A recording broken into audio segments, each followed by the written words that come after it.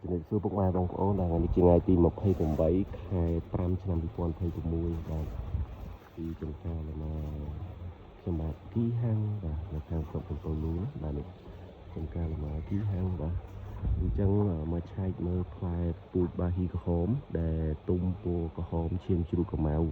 តែឥឡូវនេះឃើញថាឡើងពណ៌បដាបងប្អូនណានេះឡើងពណ៌បដាវាអត់តទុំដល់ថ្ងៃដែលត្រូវទុំទេនេះប្រកាសថ្ងៃទី3ខែ2អញ្ចឹងសភាពទំហំពណ៌សម្បុរនឹងគឺទំតបានប៉ុណ្្នឹងឯងអញ្ចឹងបងប្អូនដែលរងចាំចង់ភ្លក់ហូបរសជាតិលម៉ើជីលីកាដែលមានរសជាតិផ្អែមឆ្ងាញ់ណាបាទនេះបងប្អូនមើលបាទទាំងចកោមគឺចន្លោះពី5គីឡូឡើងទៅដល់10គីឡូជាងបាទនេះ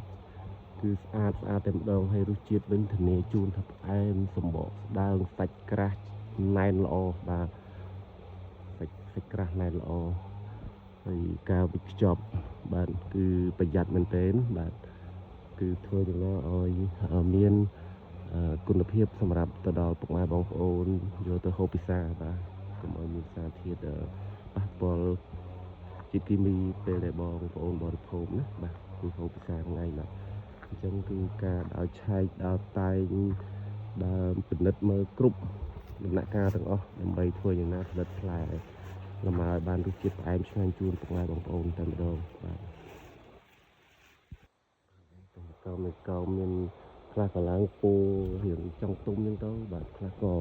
ទឹមតែខ្ចីព្រោះដោយសារឆ្នាំនេះខ្ញុំនៅតែបញ្ជាក់ជូនដែរថាលម៉ើវាមាន2វគ្គបាទបងប្អូនមើលនេះមកកោមនេះគឺធ្លាក់មកស្តាអញ្ចឹងតែម្ដងបាទនេះឡើងពូខ្លះទៅបាទខ្លះណាក៏អត់ទាន់ឡើងពូតែបើសិនជាទុំមែនទែនគឺពូឈាមជ្រូកកម៉ៅសម្រាប់ពូជបាហ៊ីក្រហមហើយនេះពូជមួយទៀតគឺ Red Josie ហើយកូន152មុននឹងមិញគឺបាហ៊ីក្រហមបាទនេះអញ្ចឹងក្រោយពីការនិតមើលទៅបាទគឺផ្លែស្តៀងគ្នាទំហំផ្លែដូចគ្នារសជាតិអីដូចគ្នាទាំងអស់បាទនេះវិញគឺបាហ៊ីលៀងបាទបាហ៊ីលៀងវិញក៏ផ្លែល្អណាស់ដែរហើយពូជអារ៉ាប់រួមអាមេរិក UE 104ដែលផលិតមកពីឡែបខារ៉ាអ៊ីបមកពីប្រទេសអារ៉ាប់ផ្ទាល់តែម្ដងបងប្អូនមើល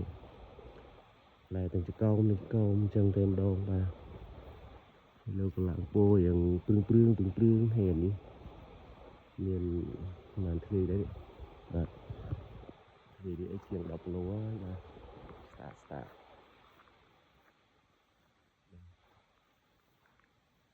សូមអរគុណច្រើនបាទសូមជម្រាបលាបាទ